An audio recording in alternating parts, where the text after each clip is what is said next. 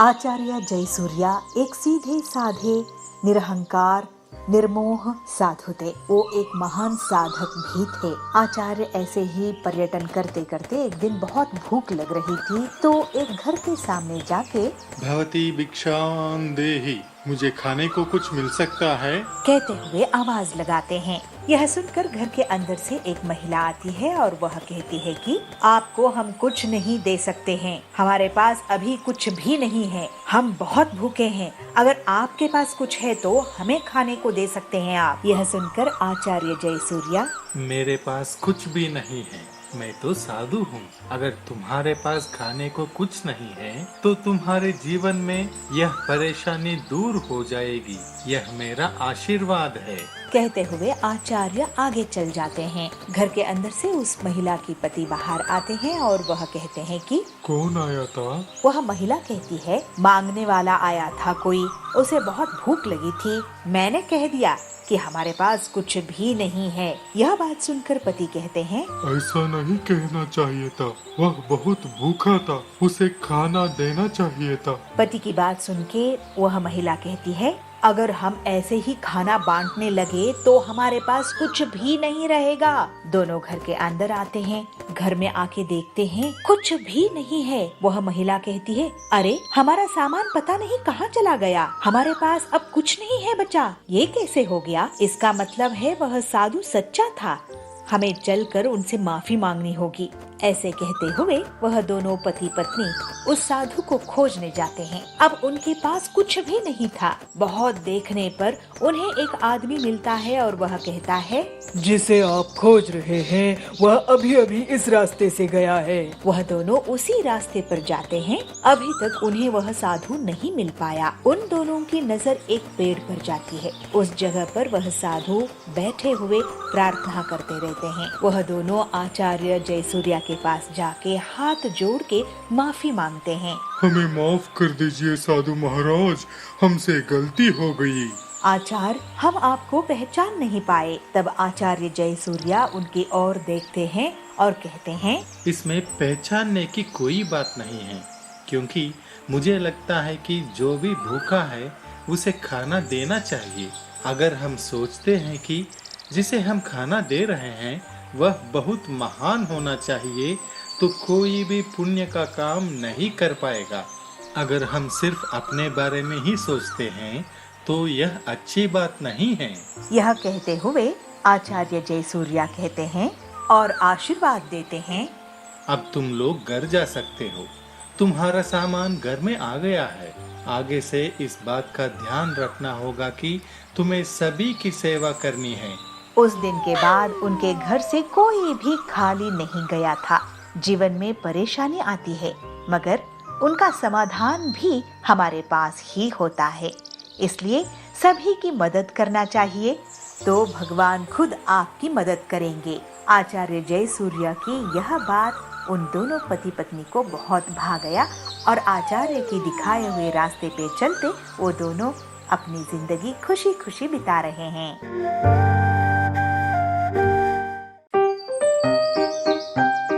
अमृता अपने माता पिता के साथ चिड़ियाघर की सैर करने जाती है। अमृता छोटी बच्ची थी और अपनी माँ की गोद में बैठ के सैर कर रही थी, इसीलिए चिड़ियाघर में उसके लिए टिकट नहीं लगता। उसकी मम्मी खुद के लिए और उनकी पापा के लिए टिकट लेने गई।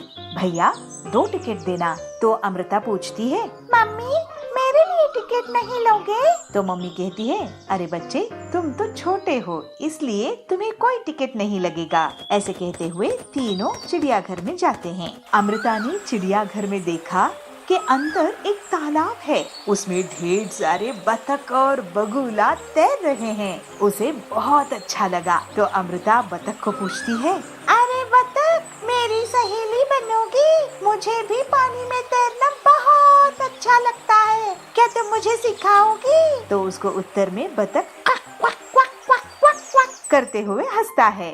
उसके बाद अमृता ने देखा कि एक बंदर बैठा है। वह छोटे छोटे बंदरों को खिला रहा है और उसके पीछे पीछे छोटे छोटे बंदर भाग रहे हैं। तो अमृता मम्मी को पूछती है, अरे माँ, मुझे खाना खिलाने के लिए आप मेरे पीछे भागते हो, मगर बंदर को देखो, माँ आगे भाग रही है और बाकी बंदर पीछे।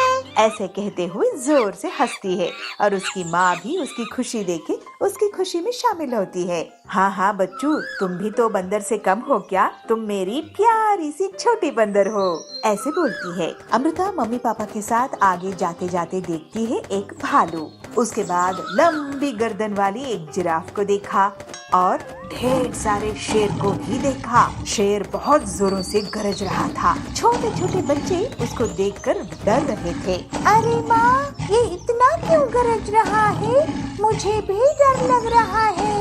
नहीं नहीं बेटे, ऐसे डरते नहीं हैं। शेर खामखा किसी के ऊपर हमला नहीं करेगा।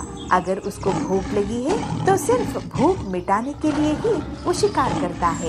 ये तो पिंजरे में है ना, तो डर किस बात की? तो अमृता बहुत खुश हुई और नजदीक से शेर को देख के तालियां बजाने लगी। फिर अमृता ने देखा एक हाथी का झुंड और उसके छोटे छोटे बच्चे भी वहाँ पर थे। वह आपस में खेल रहे थे और इस तमाशे को वहाँ के सारे बच्चे देखते हुए मंत्रमुग्ध हो गए थे।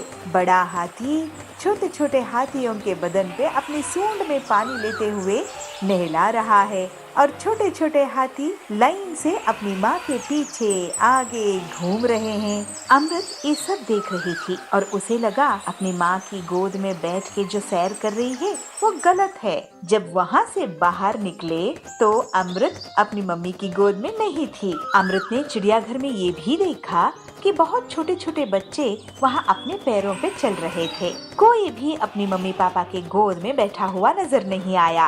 अमृता भी अपनी मम्मी पापा के हाथ पकड़ के अपने छोटे छोटे पैरों से चलने लगी। असल में अमृता एक डरपोक और बहुत ही जिद्दी बच्ची थी। उसकी जिद को कम करने और डर को भगाने के लिए ही अमृत के मम्मी पापा उसे चिड़ियाघर ले आए थे। अमृता खुद अपनी प्रेरणा से बिना गोद में बैठे चलते हुए देख के उसकी मम्मी पापा को बहुत खुशी हुई। इतना ही नहीं, अमृता चिड़ियाघर में रेलगाड़ी में भी सैर किया और ऊंट की सवारी भी की। सदैव बच्चे अनुकरण से सीखते हैं। बच्चों के मन के विकास के लिए उन्हें दुनिया का रूप दिखाना जरूरी होता है। बहुत साल पहले पीलू चिड़िया अपने पति बंटी के साथ एक पेड़ पर खुशी खुशी रहती थी। एक दिन उस पेड़ की जड़ के पास एक सांप रहने लगा। वो वहाँ पर बिल बना के रहता था और जब भी पीलू चिड़िया अपने अंडों को घोंसले में छोड़कर जाती थी तो वो सांप उन अंडों को खा जाता था। इस परेशानी के कारण पीलू अपने पति से कहती है, बंटी जी, मैं सांप से बहुत परेशान हो गई हूँ। वो जब देखो हमारे अंडे खा जाता है, तुम कुछ करते क्यों नहीं? बंटी कहता है, पीलू मैं क्या करूँ, वो सांप बहुत ही ताकतवर है, हम उसके सामने मजबूर हैं, हम उसका सामना नहीं कर सकते। पीलू कहती है, तो फिर क्या करें? क्या हम अपने अंडों का उस शिकार होने दे? मैं ऐसा होते नहीं देख सकती हूँ। ऐसे तो फिर हमारे कभी बच्चे हो ही नहीं पाएंगे। तुम्हें पता है मुझे कितना दर्द होता है अपने बच्चों को खोने का। चलो एक काम करते हैं, हम इस जंगल को छोड़कर कहीं और रहने के लिए चलते हैं। इस पर उसका पति कहता है, तुम सही कह रही हो, अब यही एक आखिरी रास्ता है जिससे हम अपने बच्चों को बचा पाएंगे। पीलू और बंटी जंगल से जाने की तैयारी कर रहे होते हैं। तभी कालू कौवा वहाँ पर आता है। कालू कहता है, पीलू बहन, बंटी भाई, तुम लोग बड़े परेशान लग रहे हो, आखिर कहीं जाने की तैयारी कर रहे हो? क्या हुआ, मुझे अपनी परेशानी बताओ। पीलू कहती है, कालू भैया क्या बताऊं, जहाँ जिस पेड़ में हम रहते हैं उस पेड़ के नीचे एक सांप आ गया है और वो हमारे अंडों को खा जाता है। हम लोग बहुत परेशान हैं, उसका सामना भी नहीं कर सकते, हम उससे बहुत परेशान हैं, वो बहुत ताकतवर है। कालू कहता है, पीलू बहन, हर परेशानी का हल भागना नहीं होता है। अगर आप लोग उतने ताकतवर नहीं हैं तो उसे दिमाग से हराने की सोचिए। मैं एक प्लान बताता हूँ, इससे सांप भी मर जाएगा और लाठी भी नहीं टूटेगी। कालू कौवा पीलू और बंटी को प्लान बताता है। दोनों कालू कौवे का प्लान सुनकर बहुत खुश खुश होते हैं। अगले दिन पीलू चिड़िया रानी के महल में जाती है। वहाँ वो रानी का एक खूबसूरत हार चुराकर भागने लगती है। रानी ये देख लेती है और वो अपने सिपाहियों को आवाज लगाती है, सैनिकों वो देखो, वो चिड़िया मेरा बेशकीमती हार चुरा के लेके जा रही है। वो तुम्हारे राजा ने मुझे तोहफे में दिया था, जाओ उसको तुरंत पकड़ के लाओ। सैनिक भाला लेकर पीलू चिड़िया का पीछा करने लगते हैं। पीलू चिड़िया देखती है कि सैनिक उसके पीछे भाला लेकर आ रहे हैं। वो अपने पेड़ के पास पहुंचती है और उस रानी के बेशकीमती हार को सांप के बिल में डाल देती है। सिपाही भाले के डंडे से हार निकालने की कोशिश करते हैं और उस गड्ढे में डालते हैं। इससे सांप परेशान होकर बाहर आता है। सांप कहता है, अरे कौन है जो मुझे तंग कर रहा है? कौन है जो मुझे डंडा मार रहा है? मैं छोड़ूंगा नहीं। सांप को देखकर सिपाही सांप पर भाले से हमला करते हैं। सांप वहीं पर मर जाता है। इस तरह पीलू और बंटी अब हंसी खुशी रहने लगे। थोड़े दिनों बाद पीलू को बहुत सुंदर सुंदर बच्चे होते हैं। पीलू बहुत शान से उनका जन्मदिन मनाती है और कालू कौवे को बहुत अच्छा सा केक बनाकर खिलाती है। रामपुर में कालू कौवा अपनी पत्नी पीलू चिड़िया के साथ रहता था। कालू बहुत ही गरीब था। वो मेहनत मजदूरी करता था और पीलू दूसरी चिड़ियाओं के घर पर काम किया करती थी। उनके 2 बेटे थे। एक दिन कालू कौवा बीमार पड़ जाता है और बहुत दिनों तक उसकी तबीयत ठीक नहीं होती है। पीलू कहती है, सुनो जी, बहुत दिन हो गए, तुम्हारी तबीयत में कोई सुधार नहीं हो रहा है, तुम डॉक्टर को दिखा लो। मेरा मन बहुत घबरा रहा है, अगर तुम्हें कुछ हो गया तो मेरा और बच्चों का क्या होगा? कालू कहता है, अरे पीलू घबरा मत, मुझे कुछ नहीं होगा, लेकिन मैं फिर भी कल सरकारी अस्पताल जाकर अपना चेकअप करवा लूंगा। अगले दिन पीलू और कालू सरकारी अस्पताल जाते हैं। कालू का चेकअप होता है और डॉक्टर चेकअप करने के बाद बोलता है, इन्हें खून की कमी हो गई है, मैं कुछ दवाई लिख कर दे रहा हूँ, आप इन्हें समय समय पर देते रहना और हाँ, 2 महीने तक इन्हें आराम करना होगा। पीलू और कालू दवाइयाँ लेकर अपने घर वापस आते हैं। कालू कहता है, पीलू ये दवाइयाँ तो बहुत महंगी आई होंगी, तुम्हारे पास इतने पैसे कहाँ से आए?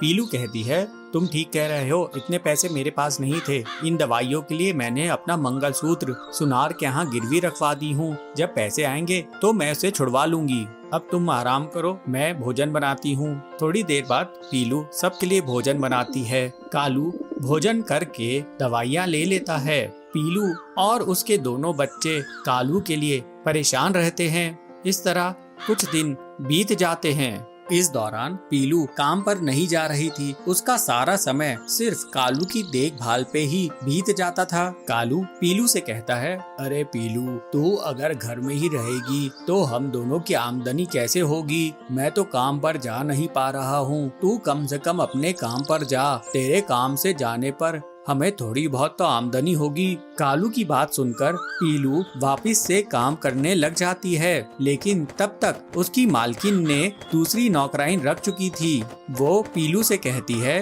पीलू तू इतने दिन नहीं है तो मुझे किसी और को रखना पड़ा, ये ले तेरी पिछले महीने की पगार। इस तरह पीलू दुखी होकर वापस अपने घर आ जाती है। कालू उससे पूछता है, अरे पीलू तू इतनी जल्दी घर आ गई? पीलू उसे बताती है, जी मेरी मालकिन ने कोई और नौकरानी रख ली है, अब मेरे पास भी कोई काम नहीं रहा, लेकिन मेरी मालकिन ने पिछले महीने की पगार दी है तो थोड़े पैसे मिल चुके हैं। पीलू थोड़ी देर सोचती है, फिर कालू से कहती है, देखिए मुझे जलेबी बनाना बहुत अच्छे से आता है, अब ठंडी का मौसम भी आ रहा है और लोगों को गर्मा गर्म जलेबी मिलेगी तो वो बहुत खुश होंगे। हाँ, तेरा ख्याल तो बहुत अच्छा है पीलू, एक कोशिश करके तो देख। अगले दिन से पीलू एक ऑफिस के बाहर गर्मा गर्म जलेबियां बनाना शुरू कर देती है। उसकी खुशबू से बहुत सारे पक्षी वहाँ पर इकट्ठा हो जाते हैं। अरे दीदी जी, जरा एक प्लेट गर्मा गर्म जलेबी दीजिएगा तो। टिल्लू भी वहाँ पर जलेबी खाने आता है। टिल्लू पीलू के बच्चों के स्कूल का हेडमास्टर था। वो जलेबियाँ खाकर बहुत खुश होता है। अरे वाह पीलू जी, क्या टेस्टी जलेबी बनाई है आपने। मैं तो इसी बात पे आपके बच्चों को पास कर दूंगा। हा हा हा। इस तरह से बहुत सारे लोग पीलू की जलेबी खाने लगे और उसकी दुकान अच्छी खासी चलने लगी। पीलू अपनी कमाई से खुश हो गई थी। पीलू अपने पैसों से मंगलसूत्र को सुनार के यहाँ से छुड़वा लेती है और 1 महीने बाद ही कालू कौवे की तबीयत भी ठीक हो जाती है। अब कालू भी पीलू के साथ जलेबी की दुकान पर जाने लगता है। कालू पोहा बनाता है और पीलू जलेबियाँ बेचती है। इस तरह से दोनों पति पत्नी अच्छा खासा पैसा कमाते हैं और उनके बच्चे अच्छी स्कूल में शिक्षा पाते हैं। अब वे सब हंसी खुशी रहने लगते हैं। नंदनवन में पीलू चिड़िया अपने पति बबलू के साथ रहती थी। बबलू कबूतर बहुत ही आलसी था। वो कोई काम धंधा नहीं करता था। घर का खर्च चलाने के लिए पीलू चिड़िया पड़ोसियों के यहाँ कुछ काम कर लिया करती थी। ऐसे ही समय बीतता जाता है और पीलू चिड़िया को 2 बच्चे होते हैं। पीलू चिड़िया परेशान हो जाती है। वो सोचती है, हे भगवान अब तो 2 बच्चे हो गए हैं। मैं घर का खर्च कैसे चलाऊंगी। मेरा पति आलसी और निकम्मा है, इससे तो कोई उम्मीद करना ही बेकार है। इस तरह कुछ दिन बीत जाते हैं, लेकिन बबलू कबूतर आलसी का आलसी ही रहता है। पीलू चिड़िया उस पर एक दिन जोर से चिल्लाती है, अरे कैसे पति हो, तुम्हें हमारा कुछ ख्याल नहीं। अरे मेरा ख्याल नहीं तो कम से कम बच्चों का तो सोचो, कुछ काम करो, उनके भविष्य के बारे में कुछ सोचो। क्या तुम नहीं चाहते कि हमारे बच्चे भी दूसरे पक्षियों की तरह आराम से जिंदगी गुजारे। तुम्हें कुछ तो शर्म आनी चाहिए। बबलू कबूतर गुस्से से उठता है और कहता है, अरे कमबख्त, मुझे चैन से सोने दे। जब देखो चिक चिक करती रहती है। क्या मैं नहीं करता तेरे बच्चों की देखभाल? मैंने नहीं कहा था तुझे बच्चे पैदा करने के लिए, तूने पैदा करी है, तू ही उन्हें संभाल। मैं अब तेरे साथ नहीं रहूंगा, मैं चला। ऐसा बोलकर बबलू कबूतर घर छोड़कर चला जाता है और पीलू चिड़िया उसे देखती रह जाती है। वो सोचती है, अच्छा हुआ खुद ही चला गया। घर में रहकर भी इससे कोई मदद नहीं होने वाली थी। पीलू अपने बच्चों को देखते हुए कहती है, मैं अपने बच्चों को बहुत सारी खुशियाँ दूंगी। मैं अपने बच्चों को अपने जैसा दुखी जीवन नहीं दूंगी। क्या हुआ, इनका बाप अगर भाग गया है तो मैं इन्हें माँ और बाप का प्यार दूंगी। इस तरह समय बीतने पर बच्चे भी बड़े हो जाते हैं और एक बार बारिश का मौसम आता है। बारिश बहुत दिनों तक लगातार होती है। क्या करूं, ये बारिश तो लगातार हो रही है, रुकने का नाम ही नहीं ले रही है, कहर बनकर बरस रही है। बारिश के कारण मैं काम पर भी नहीं जा पा रही और घर का सारा राशन भी खत्म हो गया है। मैं तो भूखी रह लूंगी, लेकिन बच्चों को भूखा कैसे रखूं? तभी उसके पास उसका छोटा बेटा आता है। वो कहता है, माँ मुझे भूख लग रही है, कुछ खाने को दो ना। बेटा थोड़ी देर रुक, मैं पड़ोस की कबूतरी से कुछ मांग लाऊंगी, तब तक तू थोड़ा पानी पी के अपना पेट भर ले। नहीं माँ, मुझे पानी नहीं पीना, मुझे भूख लग रही है, मुझे कुछ खाने को दो। मैं मजबूर हूँ बेटा, इतनी बारिश में बाहर कैसे जाऊँ मैं? तभी उसका बड़ा बेटा रोने लगता है। दोनों बच्चों की हालत देखकर पीलू चिड़िया अपने घोंसले से बाहर निकलती है और कहती है, तुम दोनों अपना ख्याल रखना, मैं अभी थोड़ी देर में तुम्हारे लिए कुछ खाने के लिए लेके आती हूँ। पीलू चिड़िया पास वाली सुंदरी कबूतरी के पास जाती है और उसे बुलाती है, सुंदरी, ओ सुंदरी बहन, थोड़ा बाहर तो आओ। बहन मुझे थोड़ा अनाज दे दो, मेरे बच्चे भूख से तड़प रहे हैं। इतनी बारिश में तुम्हें तुम्हारी मदद नहीं कर सकती पीलू चिड़िया, अब तुम यहाँ से चली जाओ। पीलू चिड़िया निराश होकर अपनी एक अमीर सहेली के घर जाती है। टिल्लू बहन, मेरे बच्चे 2 दिनों से भूखे हैं, मुझे कुछ अनाज दे दो, तुम्हारे पास तो पैसे भी हैं। ये लो पीलू, 1 बोरी अनाज, इससे तुम्हारा कुछ दिन तक काम चल जाएगा। अब जल्दी जाओ और जाकर अपने बच्चों को भोजन कराओ, वे भूखे होंगे। बहुत बहुत धन्यवाद बहन, तुमने सच्ची सहेली होने का फर्ज अदा किया है। पीलू अनाज की बोरी लेके अपने घोंसले की तरफ उड़ के जाती है। वो दोनों बच्चों को खाने के लिए अनाज देती है। वो दोनों बच्चे भोजन करके सो जाते हैं। कुछ दिनों बाद बारिश रुक जाती है। फिर पीलू चिड़िया खुशी खुशी काम पे जाती है और मेहनत करती है। मेहनत करके वो काफी धन जमा कर लेती है, जिससे वो अपनी सहेली का उधार भी चुका देती है और अपने बच्चों की अच्छी परवरिश करती है। इस तरह पीलू चिड़िया अपने दोनों बच्चों का जीवन सुधारने में सफल होती है। एक होशियार तोता है जो किसी भी जानवर की आवाज निकाल सकता है। पीलू हमेशा खुश रहने वाला बहादुर चिड़िया है जो लोगों की मदद करने से पीछे नहीं रहता। ये दोनों एक बार जंगल में सैर करने के लिए निकले। दोनों दोस्त अलग अलग पेड़ों से मीठे फल खाकर मजे कर रहे थे। चुप, मजा आ गया। जंगल में उड़ते उड़ते वे लोग रास्ता भटक जाते हैं। टनकू पीलू से बोलता है, मुझे लगता है उस पेड़ के पीछे से कोई रास्ता होगा। वो दोनों उड़ के उस पेड़ के पीछे जाते हैं, लेकिन और घने जंगल में पहुंच जाते हैं। पीलू बोलता है, अरे ये कहाँ ले आया तू? अरे तू डर मत, मैं हूँ ना। अरे यार तू है, इसी बात का तो डर है। अब तो प्यास भी लगने लगी है। वो देख, एक तालाब है, वहाँ पानी पी लेते हैं। मैं नहीं जा रहा वहाँ पानी पीने। अरे अभी तो तू बोल रहा था ना कि डर मत, अब तो खुद ही डर रहा है। चल। पीलू ननकू का हाथ पकड़कर उसको तालाब की तरफ लेके जाता है। वो लोग पानी पीते हैं और अपना मुंह धोते हैं। तभी ननकू को सामने झाड़ी में कुछ हलचल दिखती है। पीलू, वो देख, वहाँ झाड़ी में वो झाड़ी हिल रही है। लगता है कोई बाज है। चल भागते हैं। वो दोनों बहुत जोर से वहाँ से भाग जाते हैं। ननकू, अरे ये तो बाज ही है, क्या मुसीबत है। और वो लोग जल्दी से एक घने पेड़ में छुप जाते हैं। बाज उसी पेड़ के पास पहुँच जाता है। पीलू ननकू से कहता है, ननकू, इससे बचने का एक ही तरीका है। क्या? तू शेर की आवाज निकाल। पर ये डरेगा क्या? हाँ हाँ, क्यों नहीं डरेगा, शेर से सब डरते हैं। जल्दी कर। ठीक है।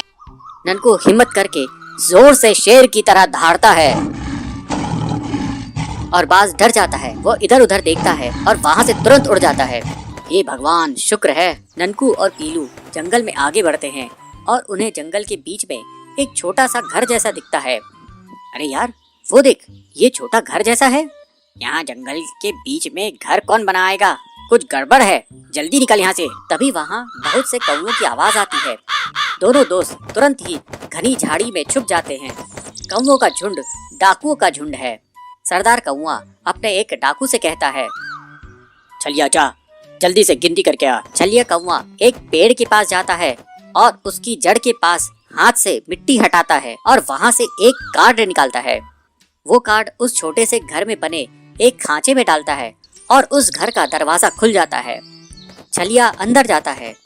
दोनों दोस्त एक दूसरे को देखते हैं। छलिया बाहर आता है और अपने सरदार से कहता है, सरदार, 5 है अंदर। ठीक है, चलो अब जल्दी। छलिया वापस से कार्ड को मिट्टी से ढक देता है। डाकू कौवों का झुंड वहाँ से चला जाता है। पीलू ननकू को कहता है, लगता है अंदर खजाना है, अंदर जाके देखते हैं।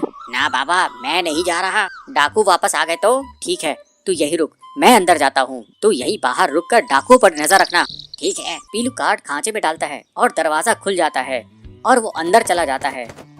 ननकू कार्ड को निकालकर फिर से मिट्टी से ढक देता है और जल्दी से छुप जाता है। घर के अंदर पीलू को कुछ नहीं मिलता, लेकिन एक सीढ़ी जमीन से नीचे जाते दिखाई देती है। ये सीढ़ी। पीलू सीढ़ी से नीचे पहुंचता है और देखता है कि वहाँ बहुत सारी चिड़ियाएं सुरंग खोद रही हैं। वो सब बहुत दुखी हैं और डरी हुई हैं। उनमें से एक मजदूर चिड़िया उसे देख लेता है। ओह डाकू, आप फिर से आ गए। मैं डाकू नहीं हूँ, पर आप लोग यहाँ क्या कर रहे हो? हम लोग यहाँ डाकुओं के लिए सुरंग खोद रहे हैं जो सीधे राजा के खजाने की तरफ जाएगी। ओह, मैं आप सबको यहाँ से निकालूंगा। डाकू बहुत खतरनाक है, वो हम सबको मार देंगे। तभी बाहर डाकू वापस आ जाते हैं। ये देखकर ननकू घबरा जाता है। अरे नहीं, अब तो पीलू पकड़ा जाएगा और डाकू उसे मार देंगे। क्या करूं, क्या करूं? छलिया, जाके दरवाजा खोल, अब मैं अंदर जाऊंगा। छलिया कार्ड निकालने के लिए आगे बढ़ता है। आइडिया। ननकू जोर जोर से शेर की तरह दहाड़ता है। शेर की दहाड़ सुनकर डाकू डर जाते हैं। छलिया सरदार से कहता है, सरदार, शेर आ रहा है। अरे ये शेर कहाँ से आ गया? चलो रात में आते हैं। ननकू की दहाड़ से वो सब भाग जाते हैं। ननकू तुरंत मिट्टी में से कार्ड निकालकर दरवाजा खोलता है और उसको पीलू के साथ मजदूर चिड़ियाएं दिखाई देती है। दोनों दोस्त गले मिलते हैं। रात होती है और डाकू कौवों का झुंड वहाँ फिर से आता है। इस बार जैसे ही छलिया दरवाजा खोलता है, अंदर से पुलिस वाले निकलते हैं और उसे पकड़ लेते हैं। बाकी डाकुओं को झाड़ियों में छुपे पुलिस पकड़ लेते हैं। अगली सुबह, तुम लोगों ने बहुत बढ़िया काम किया है, खजाना चोरी होने से बचाया और 5 लोगों की जान भी बचाई। ये लो तुम दोनों का इनाम। पुलिस उन्हें इनाम देती है और ननकू और पीलू एक दूसरे को देखकर मुस्कुराते हैं।